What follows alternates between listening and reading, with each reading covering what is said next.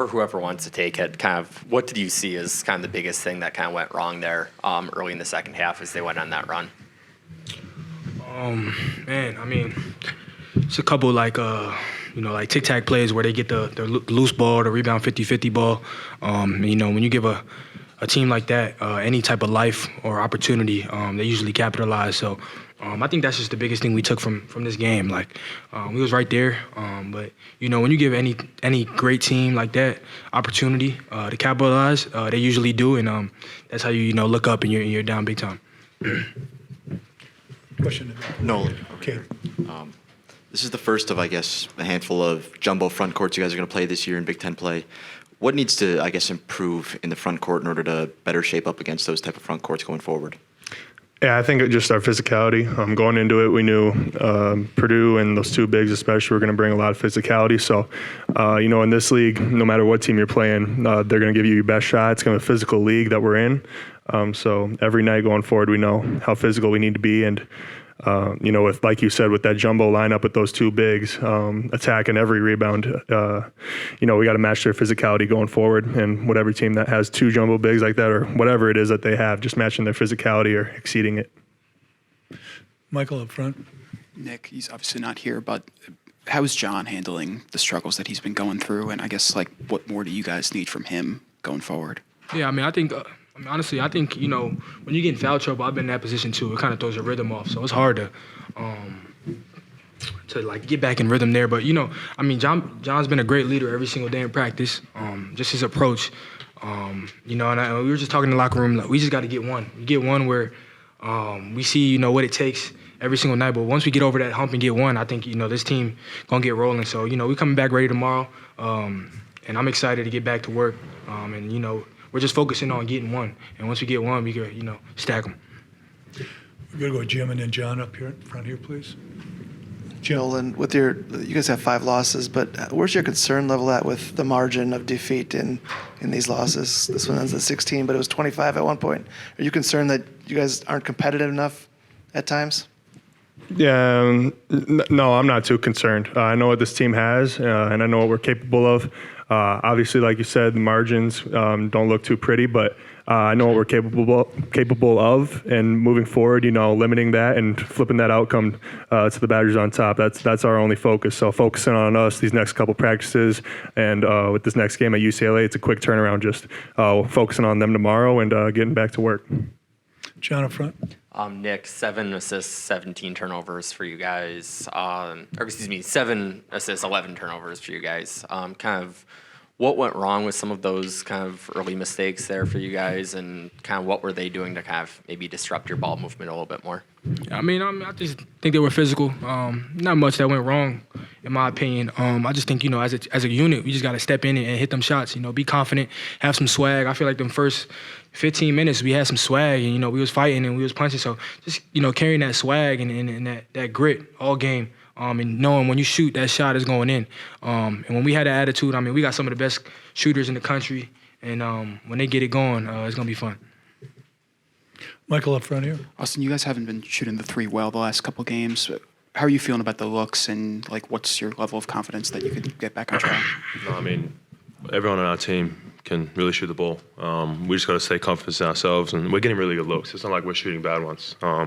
Coach came in the locker room just then and said, we're shooting great shots. We're getting 2 feet in the paint, we're finding shooters, and that's what our offense is built to do, and we're going to make shots. That's not a problem. It's just the effort on the defensive end and keeping as physical as we can. I feel like we played a really good, decent first half. We came out in the second half sloppy, and then that last kind of 12 to 15 minutes, we kind of showed a bit of fight again.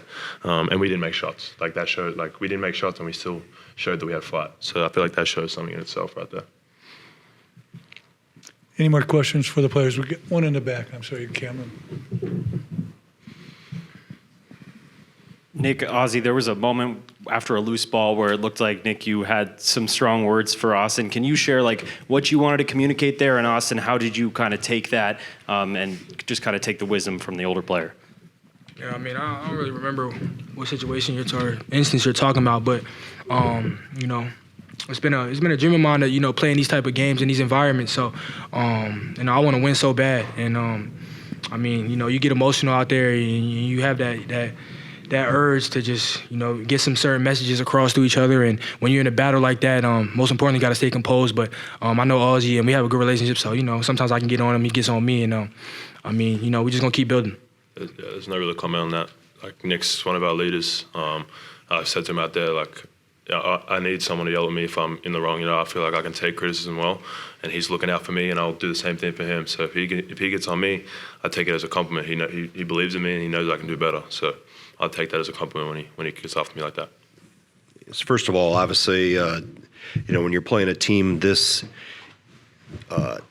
experienced, elite, composed with a terrific point guard, the margin for error and as I call them, mulligans are non-existent. We can't hit the ball for golfers out there, hit the ball out of bounds. And I thought for most of the first half, we did a decent job defensively until late. Smith was able to get in the paint there in the last 2 or 3 minutes. And then the second half, obviously the first 10 possessions were, I think, the game. When they went 18 points on 10 possessions, we went 8 points on 10 possessions. And as good of a job as we did for the 75% of the first half of keeping the ball out of the paint, whether it's dribble penetration with Smith specifically or post feeds, we did not. And I got to look through the film to see why. And, was it reduced ball pressure? Was it not present enough at the point of attack at the screen with the screens? And then we gave us some offensive rebounds, and they got some momentum going and banked some threes and got some separation. So as I told the team, we're that close, but yet we're that close. We got some things to get more consistent at, and that's the thing we talked about before the game. We had plan. You have to work your plan. You have to be committed to your plan. And when you get a little off track, the really elite teams are going to make you pay for that. So for us, it's got to be at a higher level, a more consistent level for obviously longer stretches of time. But I did like how we battled back. There was no give. We were pretty aggressive at getting to the rim. But again, you can't go 4 for 26, and you're playing at the one of the top 2 or 3 teams in the country. You can't go 4 for 26. So as I told the team, I can't yell you into shooting. I can get loud about blocking out. I can get loud about transition defense, some of those things, taking care of the ball, but you got to make shots. So we'll quickly turn the page here, get some rest tonight, comb through this film, and then, we get 2 days here to prep for UCLA coming in. Got John up front here, please. Greg, this isn't the first time that, we've been talking about kind of inconsistencies now, kind of in the 5th loss. Kind of what was your level of concern that, this seems to be maybe a persistent problem? Well, if it's consistencies or inconsistencies in different areas, inconsistency of going 4 for 26. I mean, we're a better shooting team than that. We went 4 for 22 the other night. So, my math tells me that's 8 for a lot. So that I've been more concerned in trying to get us more consistent on the defensive end, which I think we've made steps in that direction. But you can't defend for 25 minutes against Purdue, specifically with Braden on the floor. So that's the thing of, I think our young big guys, the 3, they're in deep water right now against old guys, and they can see if we make a little mistake here or there and you're not in the right place at the right time, a guy like Braden Smith's going to, thread the needle and make us pay for it. So just being more consistent in positioning. Like I said, I got to look through the tape to see where did our ball pressure regress a little bit. That may be one of the issues, but, it's a team thing. But credit to Purdue that said when we did have a miscue, they made us pay for it. Let's go, Michael, then Jim. The foul trouble played a factor for John, but Yeah. what changes about your team when he's not able to put his best foot forward? Well, yeah, we're not as good a team, and that's both ends of the floor. He's got to play. He's got to play to his potential. Foul trouble was obviously the first he got because he got the second one. In the flow of the game, I thought about putting him back in, but we were I think at that time we had the lead. There was a stretch too in the first half where we were up 3 and went from up 3 to down 6, and we had 6 turnovers in 12 possessions. And obviously, him sitting on the bench doesn't help that cause because he's one of our more experienced guys. So you just got to make not reach in. And then when he got the second foul, he had no business reaching in on Smith's drive, or Lawyer's drive. So just got to avoid those silly ones. There's going to be some physical play, contact fouls. That's going to happen within the game, but we in these type of games against the elite teams, you can't have your best player or one of your best players sitting on the bench for 14 minutes of a half. Jim? Right, when you say you're this close, can you elaborate on that? Do you mean you're this close in a lot of areas, and the cumulative effect of it is why? Yeah, I mean we're this close, but yet when you're inconsistent, like I told them, we do a lot of good things, early. I thought we did a lot of good things. We were at the rim. We were scoring in the paint. I mean, we outscore them in the paint. And then whether it's turnovers, I thought in the first half, turnovers gave them momentum. Got them in transition, made it easier for them to score.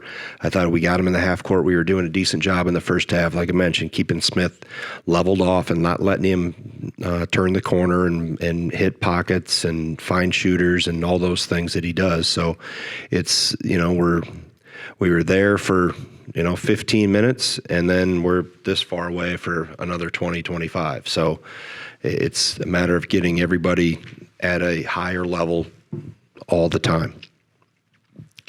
Coach, over here. This is the first of, up against about a handful of Big Ten games against teams that have 2, centers in their starting lineups. What do you need to see out of your front court going forward in those future games to match up a little better than they did tonight?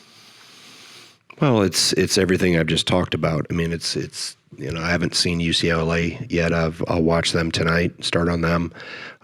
Purdue is different than most just because of the complexity that Braden Smith brings to the table, regardless of who their bigs are. I think I've seen him obviously play with 2 or 3 or maybe 4 different sets of bigs in his career, going back to Edey. And so when you have a guy like that can set the table for your bigs, he puts a lot of pressure on you. And if you're a big guarding in the ball screens, do you stay with him? Do you back off him? Do you close the pockets? You're caught in a quandary there.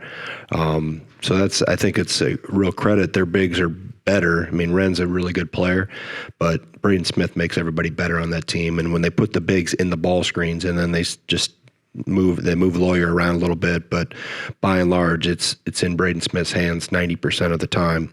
It just puts a lot of pressure on those guys, and you can tell that our inexperience in those consistently being in the right spot in the right time, and then you can't let a negative play on one end counter or affect you on the other end. We miss a layup or get one blocked on the offensive end in the second half. We go to the other end and we get pinned underneath the rim by Clough in transition. So just those things of we got to make positive plays happen and then multiply them and not allow something negative like a missed or a blocked layup impact that we don't fight the post in transition.